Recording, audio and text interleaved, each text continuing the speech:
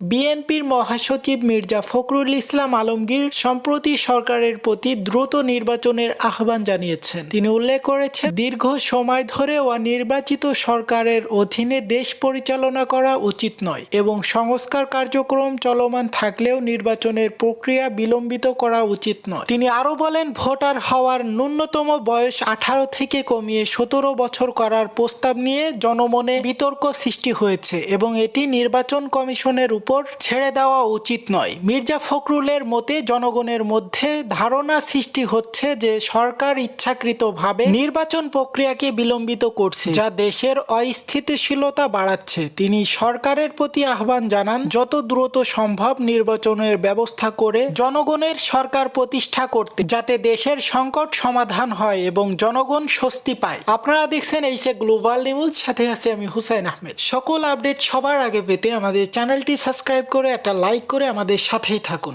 সকলকে অনেক অনেক ধন্যবাদ। আবারও দেখা হবে নেক্সট কোনো আপডেট নিউজে।